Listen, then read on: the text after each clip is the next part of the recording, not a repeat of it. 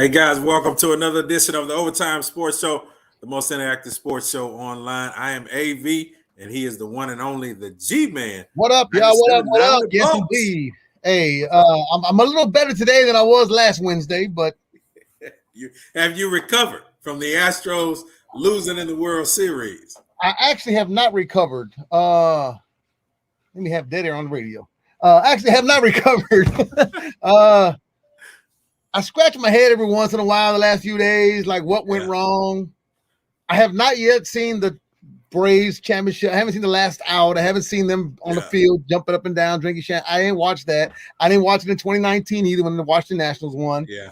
But, I got to tell you, man, I mean, I feel like we're the Braves of the 90s, where they won one World Series. They went like 4 or 5. But I just think we're a better team than that, man. So if we can sign Correa, man, I think we have a good chance of than anybody being back there again next year, man. Yeah. Bats kind of got a little cold. DJ, what up? What's up, DJ? The Bats got a little cold down the stretch. The young pitchers that we're dealing with. Of course, each team lost a veteran ace. We were really down 2 ace if you count Justin Verlander not being there for the season. But when the Bats got cold, the Braves, they just got on the road, man. You got to tip your hat to them. They were able to successfully come in here and beat us a couple of games. So, you got to tip your hat to them. I'm excited about next year. Dusty Baker will be back. They made an offer to Correa, 5 years, $160 million. Also extended an offer to Justin Verlander, who just a day or two ago was out pitching in front of some scouts and teams across the leagues. And they said, man, he looked real good. So hopefully, as Jim Crane said, we need a shortstop and a starting pitcher. Hopefully, we'll be able to get Verlander and, of course, Carlos Correa back. But we're going to have to give him more money than 5 years. Well, they're saying that Carlos, he should be getting somewhere in the 350, 400 million. But, if you think about it, 5 years, he still averages out to like 32 million a year, which is the highest paid. Yeah, so especially for his position. So definitely got to give him congratulations, as well as Yuri Gurriel on winning the Gold Glove Award. So congratulations to both of these guys. I know Martin Maldonado, Zach Greinke, and Kyle Tucker were also finalists for the award. So congratulations to Yuli and Carlos, winners of the American League Golden Glove Award. So we really got to get it back. They signed Yuli back. He's back with the team next year. He got an extension. So we're going to see, man. We got, like you said last week, we got a lot of free agents out here. I just think if we can go out and rebuild the team and add a couple more pieces, I think we got enough in place to get back for another run at the World Series. So it's going to be good. Alec, I tell you one thing, Bregman, he was cold, man. Bregman. He did have surgery this week. He had surgery this week. So he needed it because he wasn't hitting nothing. I don't even want to talk about it no more, man. I'm just so mad. We got a special guest. Maybe he can weigh in on what's going on with these Astros, man. Maybe he has a better take on than I do and you do. I don't know. Yeah, I tell you one thing about him, part of the co-host of the Chop Shop. He has this wonderful website entitled rcssports.com. Now, it provides like a year-round platform of exposure with hosting some of the largest scholastic and non-scholastic basketball events here in Texas. If you want to know about high school and college basketball in H-Town, then you got to get your information from rcssports.com. He's a graduate of Cashmere, played starting baseball at Cashmere, graduate of Barbara Jordan High School, went to my school, Texas Southern University, and also Angelina College. He is the one and only H-Town Zone. Jim Hicks is joining us on the Overtime Sports Show today. What's up, bro? I tip my lid to you guys, man. What's going on, AVG, man? What's up, boss? We got to get your take on these Astros, man, because I know you play ball. And what went wrong? What happened, man? What went wrong? I mean, first you got to give credit to Atlanta.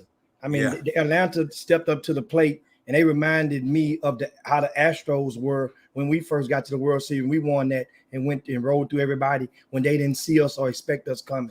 I mean, you can understand, Atlanta didn't have their best player either. Right. Acuna, he went out right for mid-season, and he was gone for the rest of the year. That's their center fielder. Yeah. I mean, they had timely hitting. We did not. Their starting pitchers, even though some of them were shaky, but they outlasted our starting pitchers with those Astros. And one thing about it, it was fun, but I just felt, I mean, man, you just knew that Game 6 was the game. Was going to be rocking, and we just couldn't get over that hump.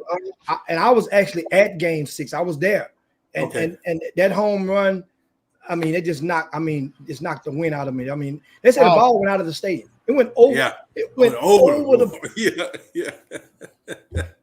Yeah, That was that.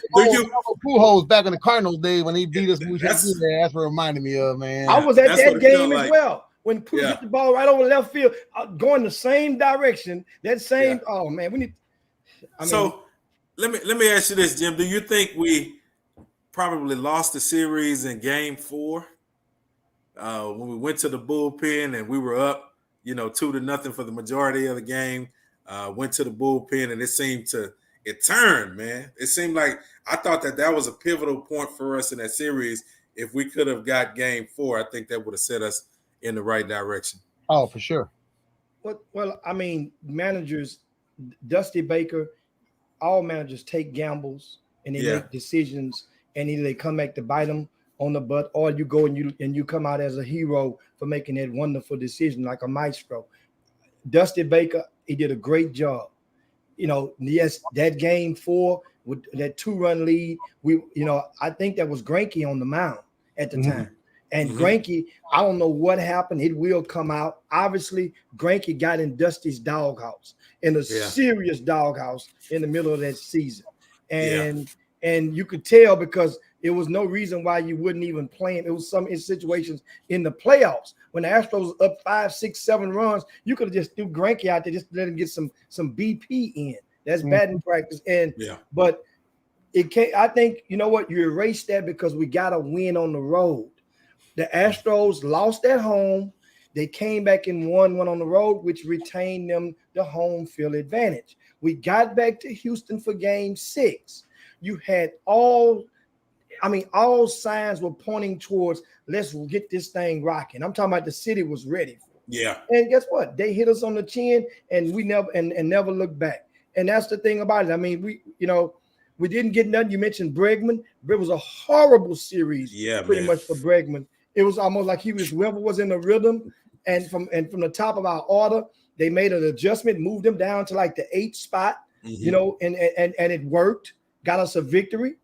And but then guess what? Hey man, come on now, G-Man, 5 straight first place finishes for this team, man. Winning is a culture. We won 100 games a couple of years, 100. We won 90 something this year. Yeah. Guess what? The Astros, and you know what? We only going to lose possibly Correa this year. Yeah. You can't miss what you never had. So I'm not even counting Verlander. I mean, he's 38 years old. You don't know what you're going to get up to Tommy John surgery with him. But we lose Correa. Guess what? Astros got a bag. They got one of those double bags. When you go to the grocery store, Wine Garden back in the days, sir. Those old bags, not the plastic ones, the brown bag. Yes, double it up. That's what we got. They got a double up bag. We good. I did hear a rumor that they could slide Bregman over to shortstop, his original position, and then put Litmus Diaz at third. But I still think you need to bring in, somebody at third. I don't know, Yeah. I don't want that. Yeah. I'm not gonna lie to y'all. I don't want that. Do you think, Jim? Do you think we have a realistic shot at getting Carlos back? I don't think. If you come on, look at these things with your third eye. Yeah. You can look at it with your heart. You can look at it with your eyeballs. But if you got your third eye watching, Carlos Correa gave everybody his goodbye, his Dear John letter in his post-game presser. That was, and guess what? Young part, 24, 25 years old, Carlos is, just got married, has a young'un, his family, and he want to go and go to another city. Been there for 7 years.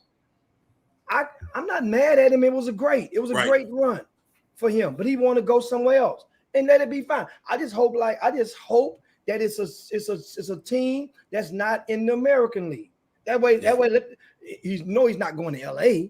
He can't possibly want to go to the Dodgers after all of the grief they gave him over the past and pain and suffering they've inflicted on him and the Astros after the scandal.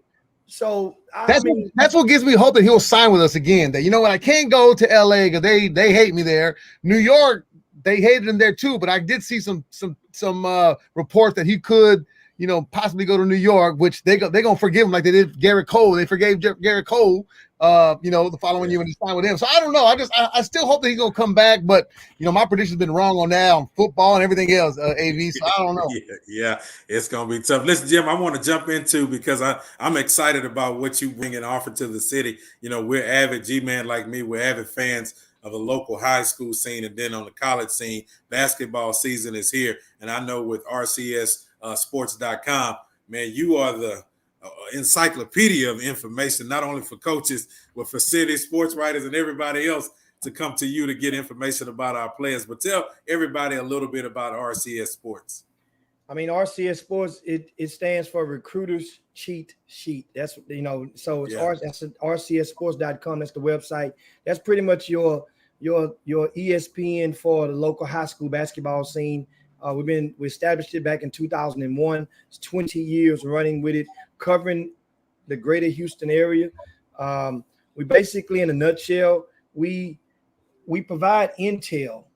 We provide platforms for these young players to play on and to get them exposure, which can enhance the opportunities for them to get to college for either free or next to free.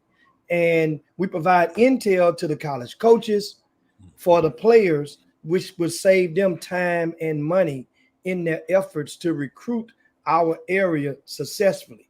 So the thing is, it's kind of like a Robin Hood situation. Provide a bunch of exposure for the young kids. I don't charge the young kids. Mm-hmm. The college coaches pay a subscription rate on an annual basis. So it's like insurance. You rather have me and not need me than to need me and not have me. Right. And once again, I don't charge the kids for their exposure in regards to that. So it's not like one of those things where come on over here and you got to pay all this. No. I get you to a school. I don't connect kids with schools. I don't work. I'm not a recruiter. I have a scouting service. There's two different things. Recruiting services, they charge the families and get money and for a fee to expose them to potential suitors. Scouting services get their money from the colleges in exchange for providing them with intel on video, whole nine. Say that again, G-Man. No, I said video, intel, like all video and video. But I don't do video. One of my assistants does and video, but we provide like reports. Just say like this is a report from the fall, and this is called. You see the recruiters cheat sheet inside this booklet. Let's say if you're a college coach, this has all of the gym times for every high school in the area each day of the week. So now that means you got the high school gym times, plus we give you the high school cell phone numbers for all of the coaches, plus you get the rankings of the players from various classes with the cell phone numbers and their social media intel and some evaluations on the players. They get these books once every quarter. They mean the college coaches at various levels. So once again, bottom line, we save the coaches time. So let's say if a coach was coming in town and they were coming to recruit you guys, and you guys were, let's say one of y'all went to Lamar High School and the other one went to Bel Air High School, and they were coming to recruit you, G-Man, first, I would go and say, you know what? Since you like him, they both about the same size, they both play the same position, slide over to Lamar, right? And then you'll go and check out this guy, check out AV. AV, he's everything you want. He has the grades. You might like him. You'll like one of them. That way now, that coach, and then guess what? G-Man, his gym time is at 11 o'clock. AV doesn't have athletic gym times at 12:30. So that means you're in the same area. And there you go. And then I give him the high school coach's cell number. Let him know you're on the way. If you got any problem, let me know, and I'll make that coach call you back. And that's kind of like how I am in the city. Yeah, man. How do you? Because I know you played sports, of course, at Cashmere and then at Texas Southern University. Mm-hmm. Talk about when you were at Cashmere and how that played a role with you bringing this together, of course, with RCS Sports. Because a lot of things I can imagine, we probably around the same age. We didn't have a lot of these tools back in the days of what you're offering to everybody. I'm real passionate in regard to giving back. And that's the thing. A lot of people in life, they always doing stuff and it's take. But you got to give. And believe it or not, it's funny as heck. This story here, this will make the book. My book is going to be my retirement. I'm not going to drop my book too soon. I got to drop my book in retirement. But I played baseball in high school. I played baseball in college. And I get paid to watch basketball and evaluate basketball. Don't get it twisted. Back in those days, everybody played 2 sports, 3 sports. And hell, if you played anything for Cashmere, cross country was really your first sport because you had to run. And you had to run a lot. And so the thing about, like I say, giving back, and for me to doing this, providing the opportunities, especially back when I started, there was no social media when I started doing this in 2001. Well, not that we were privy to. The only thing we had there was a couple of years later you had MySpace and Black Planet. Yeah, that's what all we got back in those days. Yeah. I mean, but you had so many kids that were not able enough or not fortunate enough to go and play on certain travel teams that can yield them the opportunity to be seen by the masses. So what I did, I started off, I put together a list with names in them, maybe 15, 20 names, and they call it the cheat sheet booklet because it folded over sideways, like one of those old programs in the churches we went to when we was little kids, the old program on a Sunday. That's how it folded in their back pocket. So the coaches, that's actually my nickname to a lot of the basketball coaches, the college coaches abroad. They call me cheat sheet to this day. Yeah. That's my nickname to them. So if I'm walking out and somebody say cheat sheet, I don't even have to turn around. I know it's a college coach. Yeah. And I know if somebody say Jimmy Hicks, I know that somebody know me from high school or grade school. If somebody say Jim Hicks, I don't even have to turn around. I know there's somebody that know me from RCS Sports. I love it. I love that, man. You shared with us, and I asked you before we got on today to talk about several of the top talents here in Houston when it comes to high school basketball. You mentioned Bryce Griggs and also Smith. You talked about a new league that has formed that we had no idea about. I want you to tell us about this Overtime Elite League and how these guys are jumping from high school, not even in the 12th grade or whatever. They're jumping from the 11th grade to this league. Break this down for us. Well, I'm going to call you Mr. Cheat Sheet. Well, the Overtime League just started up, and it's social media driven. And understand, they have 7 different platforms that the Overtime Elite uses. And the combined viewership of those 7 platforms is like 1.5 billion views per month. Ooh. I didn't say million. 1.5 billion views per month.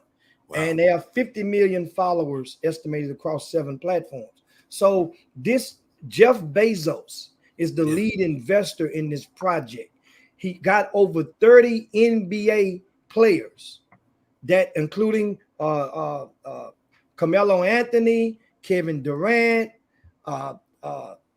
just to name a few. That also entertainers such as Drake has put his money into this pot. And this is what it basically, when they started this concept, it was to go and have an alternative towards the NCAA. Well, based on when the pandemic came around, remember this thing was in motion long before the pandemic. Well, the pandemic came around and it kind of escalated, and it forced the NCAA and it forced a lot of states, remember, to go and take a different stance on name, image, likeness. Yeah, right. That's the NIL, and those are rules that were put into place by various states, and later the NCAA folded under the pressure and went on and say, you know what? Yes, all these student athletes can capitalize on their name, image, likeness, and what the Overtime League was put into place to give an alternative for that. So what they were going to do, they were ahead of the curve, give these kids an opportunity to cash in on their name, image, likeness, give them an opportunity to cash in on their exposure to the NBA scouts, give them an opportunity to make money. If everybody, and it's one of the things, everybody don't like school. Yeah. Everybody don't like school. We've all been in school and we've seen some jocks over there that are some guys that were big man on campus that really didn't like school. And some people struggled in school because of they just weren't able to grasp what was being relayed to them. My mom was a school teacher for 37 years. Wow. Before she passed away. And my mom taught Robert Parrish in the first grade. AV, you know, I'm quite sure that's I know Robert Parrish, baby. You know, Robert Parrish made me mad a lot of games, but I ain't gonna get into that right now. You gonna all you young twisters out there, y'all don't know nothing about Big Chief. Big Chief, he didn't even have to lick his thumb to twist. Yeah. All you twisters out there, you guys know what I'm talking about. That's a whole different fraternity. But back to the overtime, it was this concept was made for those guys to be able to earn income. And now at the same time, they are foregoing their collegiate eligibility in doing so. And everybody has a salary at least $100,000. So Jim, you telling me these high school players, they're jumping, like we have two here in Houston, like we said at the beginning of the conversation, Bryson and Tyler both have left high school to be a part of the Overtime Elite League. And these guys are making no less than $100,000 right now. No less. At least $100,000 is the minimum. Plus, each one of the players gets approximately $100,000 in an account, like a trust, I would say escrow or whatnot, that's earmarked for their college education. So that means if and when this ride ends, they still will have $100,000 to go and attend and get their college education. So it's kind of like a GI Bill. Okay. You know, you can go and earmark it and cash it out whenever you want, but it's only for you. Woo. So, and what happens to the high school education then? Because like you said, these guys are leaving from the 11th. I think Tyler from the 11th grade, and I think Bryce is in his 12th grade year. So these guys are interrupting their high school journey to go off and make this money with the Overtime Elite League. What happens to their education? I mean, is it some tutorial taking place or what? What's going on? Well, they have a drill in like a direct instructional educational courses, like, you know, and they have instructors that are teaching these guys. And while they're in Atlanta, they each stay in an apartment, right? Okay.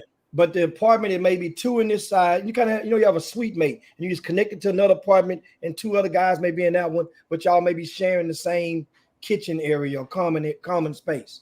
Well, from what I understand, is that they have instructors, they have lesson that they're supposed to do, I guess, going towards obtaining the qualifying high school, the equivalent of a high school diploma. And that's the initial goal for short term. But the main thing is for them, these guys understand how many of these guys that are one and done, or guys that are star players that you hear going to college saying, it sounds good. I want to major in this. I'm going to this school because of that. They have a great engineering school. And you look in your mind, they have a good pharmacy school. And you're like, man, you're not supposed to go and take all them classes. You're going to be your butt in practice. You're going to be doing workouts. You're going to be doing individuals. You got tutorials at 3 o'clock every day. And so in reality, most kids that are 4-star, 5 stars, they're thinking they're one and done. Now, that ain't reality. That ain't the reality of it. But that's, you buy the rumor, sell the fact. And that's some Wall Street 101 right there. Whew. Man, I think it's a good time too to ask these parents, would they let their child participate in the Overtime Elite League? Y'all got to type this in right now and let us know. I think it has to do with if you're a for sure NBA baller. You know what I mean? Are you a for sure going to be a pick? Are you going to be a first round pick, second round pick?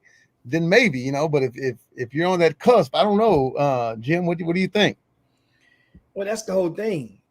when they remember the pandemic kind of bumped this thing a little bit off the momentum that it had. Because when the name, image, likeness rules were relaxed for the kids to go into college, you have a quarterback at Alabama got $1 million reported in endorsements as a result of name, image, likeness. You have a player that played last night on the Kentucky Duke game and that has $600,000 estimated in name, image, likeness deals. And so now, why some kids have that opportunity presented itself. So for some saying, wait a minute, I might can make more money going to certain colleges if I have the option to do so than to go to this overtime and elite. So a lot of the talent that they would have lured in their trajectories, I'm just, I haven't seen their books or nothing, but I just know from just common sense. Oh, from with that third eye and that third ear, a lot of the talent that they would have possibly targeted and lured, they went to college, kind of like in Money Bates, who was Money Bates was a sensation last year in high school. He jumped. He skipped the 12th grade, tested out of high school earlier this year just to enroll at University of Memphis. He's at Memphis, played his first game last night, and Money Bates easily was one of their targets because everybody kind of figured Money Bates wasn't gonna go to no college. He wasn't going to go through all this stuff and be bound by those rules. But guess what? Memphis, who's one of the biggest corporate headquarters that's based in Memphis, is what? FedEx. Yeah. And FedEx, Money Bates has an endorsement, name, image, likeness deal reportedly with FedEx. FedEx, yeah. You see? Yeah, it makes sense. It definitely makes sense. Spend a year, like you say, one and done with Penny Hardaway. He's going to the league at the same time. You can lose your name, likeness, and image and make money. You got to deal with FedEx. That's a major deal fresh out of high school. Hey, man, I mean, that's, we're in a new time and era. The thing is, what I tell everybody is that, you have choices and consequences in life. And you make the choice. These kids aren't necessarily making these choices by themselves. There's a parent that's involved. There's a family that's involved. There's a support circle that's involved. And the thing is, for some people, for most people, it's probably not going to end out like you believed it would. The odds are stacked against you. There are only 435 players on NBA rosters combined. That's 435 of the best in the world. You're trying and thinking in your mind you're going to get one of those jobs. There are people that's gunning for those jobs that are in the G League right now, that have went the other routes like the G League initiative. The Houston Rockets, our first pick of the Rockets in that draft was Jalen Green from out of California. He went a non-conventional route, which did not go to college. He didn't want to. He took a $500,000 deal to play with the G League Ignite program. And that's what Rod Strickland, good friend of mine, runs that division, runs that on. And guess what happened? He went there. That's a little different from the overtime elite because the G League initiative, that's kind of like an umbrella. It's under the umbrella of the NBA. And there was no way that the NBA was going to let their first class of players in that particular startup league fail. It was no way they were going to let them fail. So 3 of those guys got picked in the lottery in the first round.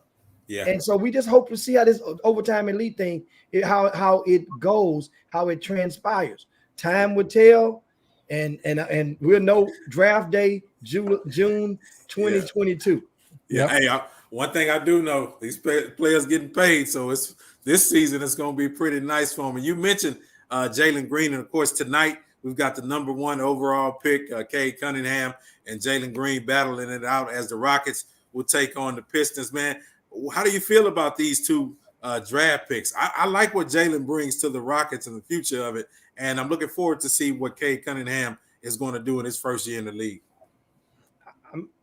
I've been knowing Cade Cunningham. I've been watching him since he was like in the 8th grade, and he's out of Dallas, and you know, he's a talented. He's really, really good. He's really smooth. I mean, a lot of people got a chance to watch him for some of the first time while he was at Oklahoma State last season. And this is going to be this matchup. You got to realize Jalen Green has a head start because he's been playing a little longer in the season because Cade had an injury. It took him a couple of weeks before he joined the Detroit Pistons.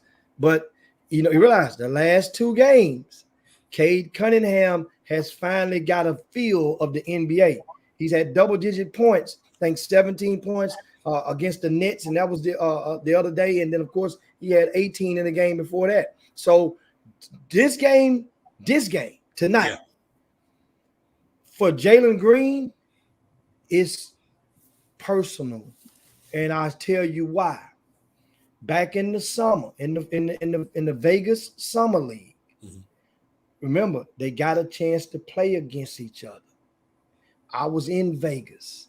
I was at the game, right, on the campus of UNLV. And you could tell after that game, both guys did well. Both of them flirted around 30 in that particular game. But Jalen Green, you could just tell it was like one of those things like, now you guys should have picked me number 1. It was, I'm not quoting him, but that's what it was. That's the kind of vibe that it gave. This thing is going to be personal, just like it was personal when De'Aaron Fox got picked under Lonzo Ball. And then De'Aaron Fox went and gave Lonzo Ball some business, just like he did when he was in college. He gave him a piece of the business when they were Sacramento. Don't get it. The Lakers at the time was a hot mess. But Sacramento, they was as well. But this is what you should see tonight. Watch the matchup between the two. And on top of that, this is a winnable game for the Houston Rockets as a team. They need that second win. They need it. They need it bad. But I'm excited for the future, though. The future looks bright. That's what it's going to take a couple years, but I'm excited for the future, though. What do you? So what's your timetable? Both of you guys. So AV, it had to be at least within 2 years. We have to be at least playoff to division contenders. At least 2 years. Yeah. I like. So you're on the same thing. So 2 years. You're saying 2? I'm thinking about 3 years because I think we, with these draft picks that we've accumulated and we'll be able to build around. And then I think you can add a couple of veterans to the team 2 to 3 years from now. And I think that'll set us up. I know the turnaround for the league is kind of quick, as we saw.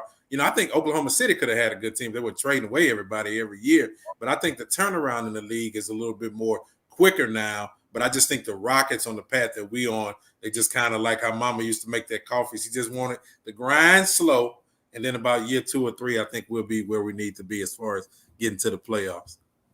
Well, I'm right there. 3 years is my measuring stick. Yeah, and the reason I say 3 years is because I look at what Memphis did with Ja Morant. They picked Ja Morant. 3 years later, Memphis is in the playoffs. Yeah. So if Ja Morant and Memphis, which was a serious hot mess before he got there, if remember, Aaron Harrison was starting from out of Travis High School, class of 2013. One of our H-Town's own was starting at Memphis before Ja Morant got there. So just think about that. And it's not a bad thing to let you know the state of Florida. They didn't have many marquee names. They didn't have all-stars, mega stars. Mark Gasol was the key, was the first option or so for the Memphis Grizzlies back then. Well, if they could do it in 3 years, then guess what, Houston Rockets? 3 years, you're on the clock, because at the same time, the fans are gonna lose confidence. We got 3 years to play this game with you, especially knowing that how you squandered something that was very good. And think about it. They had several opportunities. Yeah, man. With James Harden. Yeah. And at the end of the day, guys came and played with Harden, and everybody who came and played with them wanted to get the hell up out of here quick, fast, in a hurry. Yeah. It started with Dwight Howard. Now, I'm not mad at that one. It was either Dwight Howard or James Harden. Yeah. You got that one right. Yeah. You picked the right one. And so, but think about it. Think about all the Hall of Famers that then came through it and played. They wore Rocket uniform in the past 5 years. Yeah, man. Because I was mad at the Chris Paul situation. I just felt we needed another year with with Chris Paul, and I know him and James at that time were having their own little private issues or whatever. And I just think that we should have kept him because we saw with Russell Westbrook, that didn't lead us anywhere. That didn't really take us anywhere. But I just think if we'd have kept Chris, I think, we could have probably made it to the NBA Finals. Maybe that's just wishful thinking on my part. What you think about that, G? I'm still mad about the 27 missed 3-pointers, and we only lost 8 points to the Golden State Warriors in Game 7 at home. Say it with your chest. Without Chris Paul. Cleveland that day, that weekend, with that series, we would have beat Cleveland in the finals. We would have beat Cleveland. Yeah, we'd have a third ring right now. That's what still makes me mad. Yeah, it's tough. I believe in. I think that I mean, we had a chance. We had something really special. Yeah, the people around the league know it. And it was nothing to get people to come here then, because Houston, our cost of living compared to a lot of the East Coast and the West Coast, our weather during most months, I mean, we had, and guess what? And this can get there again, but it ain't easy. No, they have teams that's been rebuilding. Look at Sacramento. I just mentioned them. Sacramento they've been rebuilding for for years. Yeah, well, we see it with Denver, we see it with Utah, we see these things, even with Phoenix. I mean, look at Phoenix, man. And they added, Chris Paul. Went over the top. So, hey, this NBA Minute is brought to you by Hennessy. Never stop, never settle. Get you some Hennessy tonight. Make your night right. Hennessy will definitely set you on the right path. Listen, Mr. Cheat Sheet, before we let you get out of here, I know you said rcssports.com. You've been covering high school basketball for 20 years. I'm about to put him on the spot, G-Man. I want to know before we get out of here. I'm not going to even ask you to name a full squad. I just want to know your top 5 high school basketball players over the last 20 years. I just need 5. That's it. That's all I need. You want to just keep it? You talking about period? You want to just keep it in Houston? Yeah, over the H-Town. I just want H-Town over the last 20 years. You've been covering. Last 20 years. We go by position. My point guard will be TJ Ford. TJ Ford, I was gonna say, yep. Okay. I'm writing it down that way. That way you guys that way we can stay with me. My point guard will be TJ Ford. Yeah, I agree. I'm gonna put him in the backcourt. McClellan. No. This is I went to Milby, that's why. Okay, Jawan, that's my nephew right there. You know what I'm saying? He shot like HBD. You know what I'm saying? He serving and protecting the community. That's my youngin', of course. But this is, understand, TJ is at my 1. Okay. Man. At my 2, I'm gonna go Daniel Gibson. I'm about to say Bowie. Bowie, yeah. I mean, I was going to put De'Aaron Fox in that spot. Okay. That would have been great too. And run a dual guard backcourt. But Daniel Gibson shoots it better than at the high school level. We're not talking about right now. He shot it better at the high school level than De'Aaron Fox did. Yeah. So at my 3. All right. I'm gonna go Gerald Green.